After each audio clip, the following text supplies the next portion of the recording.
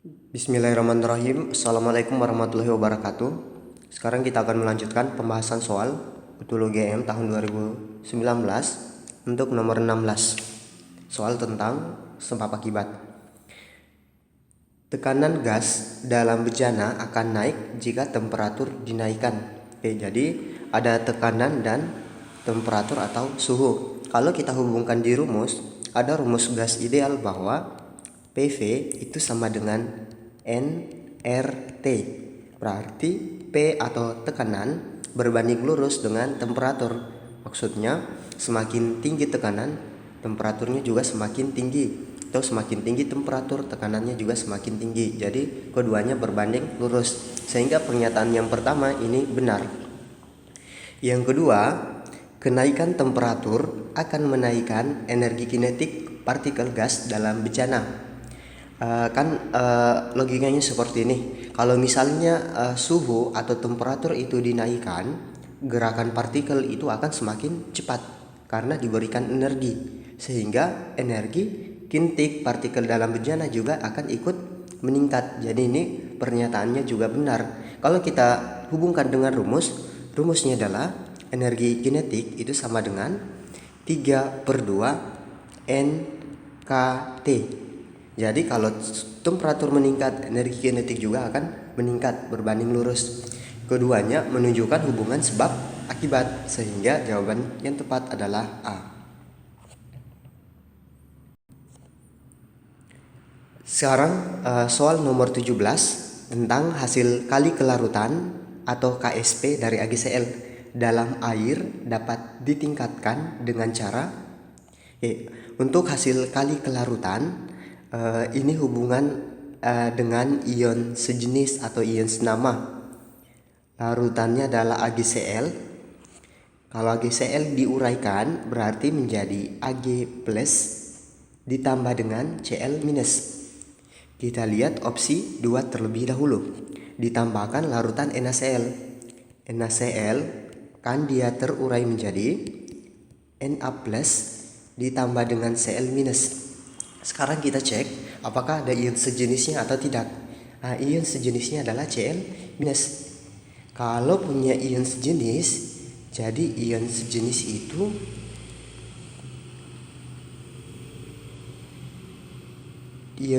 dapat memperkecil kelarutan. Nah, sementara yang ditanyakan yang dapat ditingkatkan, berarti 2 ini salah. Yang nomor 3, AgNO3 terurai menjadi Ag plus ditambah dengan NO3 minus. Juga ada ion sejenis yaitu Ag plus dan Ag plus. Jadi AgNO3 akan memperkecil kelarutan, sehingga nomor 3 salah. Kalau nomor 3 salah, berarti 1 juga salah. Jadi jawabannya adalah nomor 4, yaitu dipanaskan. Karena kalau dipanaskan berarti suhu akan meningkat. Semakin meningkat suhu, semakin banyak yang terlarut. Jadi jawabannya kalau 4 saja, itu yang benar adalah D.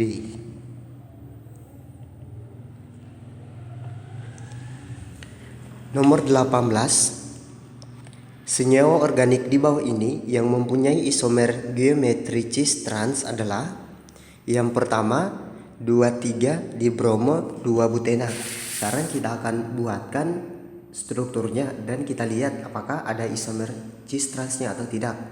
Yang pertama 23 dibromo butena berarti rantai induknya adalah butena yang memiliki atom karbon sebanyak 4. Dan rangkap ada di nomor 2. Bromo terikat di nomor 2 dan nomor 3. Berarti nomor 2 ada Br dan nomor 3 juga ada Br. Kalau saya buat strukturnya kan menjadi seperti ini. Jadi CH3 dan CH3.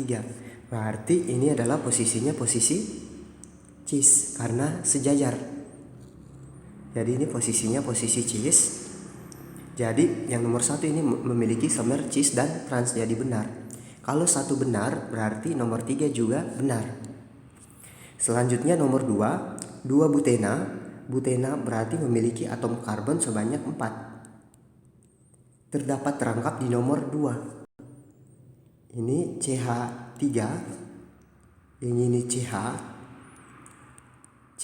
dan ini adalah CH3. Jadi kalau saya gambar strukturnya berarti bisa sebagai isomer cis trans CH3, CH3. Jadi nomor 2 juga benar, memiliki isomer cis dan trans. Yang nomor 3, 4 dihidroksi 3 heksena.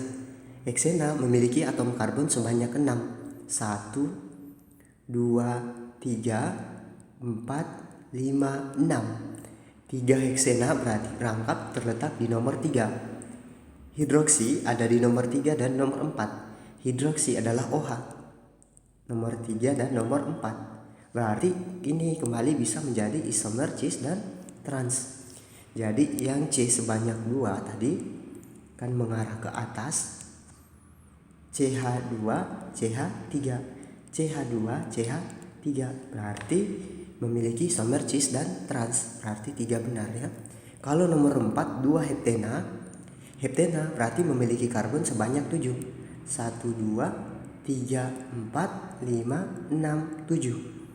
Cabang ada di nomor 2. Berarti yang ini CH3, ini CH, CH2, CH2, CH2, dan CH3.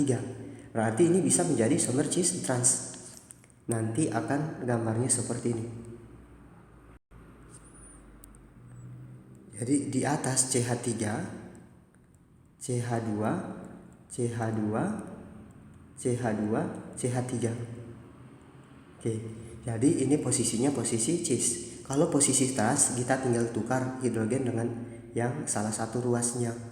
Ada yang ke atas dan ke bawah. Jadi 4 itu benar. Kalau benar semua berarti jawabannya adalah E. 19. Unsur X memiliki nomor atom 19. Pernyataan berikut yang benar mengenai unsur logam X. Unsur X adalah X memiliki nomor 19. Berarti konfigurasi elektronnya saya suka pisang susu dari pasar dan seterusnya. Ini nomornya 1, S2, selanjutnya 3, selanjutnya 4. Kalau P diberikan nomor dari 2 dan 3. Dalam konfigurasi elektron, S memiliki maksimum 2 elektron. P memiliki maksimum ditambah 4 jadi 6 elektron.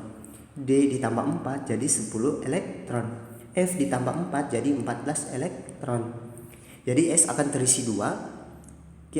Ini kita akan isi sampai jumlahnya 19. Berarti ini 2 jadinya 4. P 6, 10, 12, 18 tambah 1 supaya jadi 19. Berarti terakhirnya adalah 4S1. Kalau berakhir di S1 berarti golongannya golongan 1A. Golongan 1A ini merupakan logam alkali. Jadi yang pertama itu benar, unsur X termasuk logam. Kalau 1 benar berarti 3 juga benar. Bilangan oksidasi maksimumnya adalah +1. Jadi kalau golongan 1 berarti maksimumnya +1. Kalau golongan 2 maksimumnya +2. Jadi bilox satu unsur itu, bilox maksimumnya tinggal dilihat berapa golongannya. Jadi kalau golongan 5 berarti maksimumnya +5. Kalau golongan 6 maksimumnya +6, seterusnya. 2. Dapat membentuk ikatan molekuler atau kovalen. Ada 2 jenis ikatan, yaitu ikatan ion dan ikatan kovalen. Ikatan ion dibentuk oleh unsur logam dan unsur non-logam. Sedangkan ikatan kovalen dibentuk oleh unsur non-logam dan unsur non-logam. Berarti pernyataan kedua ini salah karena X itu tidak dapat membentuk kovalen karena penyusun kovalen itu non-logam dan non-logam. Sementara X tadi dia adalah unsur logam. Selanjutnya nomor 4. Dapat membentuk oksida asam. Tadi diperoleh bahwa X itu terdapat di golongan 1. Golongan 1 berarti posisinya di tabel periodik unsur itu paling kiri. Jadi ada sifat keperiodikan unsur itu dikelompokkan menjadi yang awalan huruf vokal yang awalan huruf konsonan. Ini penjelasannya bisa dilihat di video sebelumnya. Huruf vokal dan huruf konsonan, yang huruf vokal itu awalan a, i, u, e, o. Misalnya asam. Yang huruf konsonan itu yang selain a, i, u, e, o. Misalnya basa. Jadi kita akan bandingkan sifat asam dan sifat basa. Jadi yang sifat asamnya paling kuat adalah yang posisinya atas dan kanan. Atas kanan berarti yang golongan bagian kanan. Misalnya golongan 6 dan golongan 7 itu sifatnya asam. Sementara yang konsonan dia kiri dan bawah, berarti yang paling basa itu paling kiri dan paling bawah. Paling kiri dan paling bawah berarti yang golongannya misalnya golongan 1 dan golongan 2. Sementara X tadi golongan 1, berarti X ini dapat membentuk oksida basa bukan oksida asam, karena golongan 1 posisinya di bagian kiri. Yang dapat membentuk oksida asam itu yang posisinya di bagian kanan.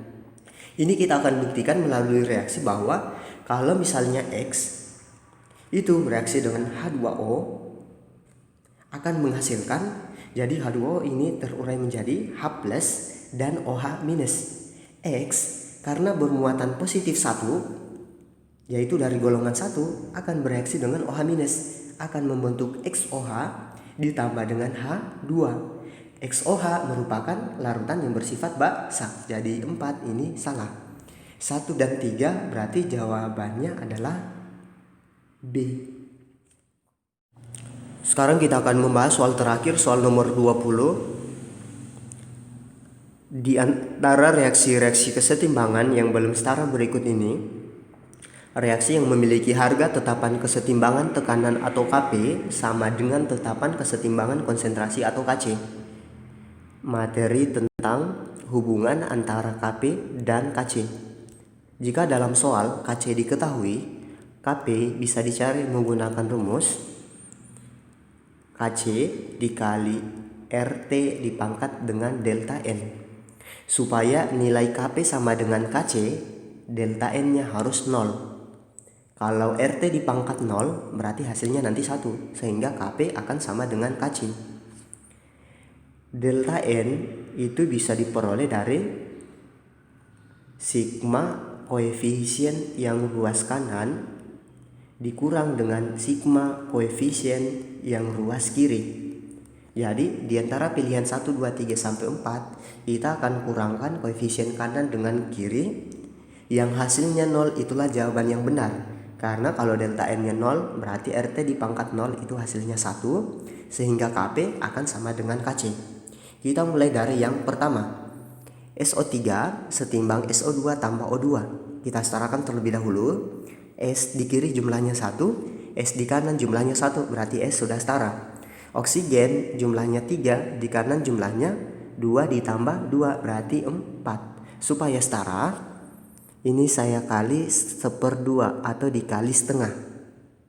Oke. Berarti koefisien di kanan ada SO2 1, O2 1/2, berarti 1 ditambah setengah, 1/2.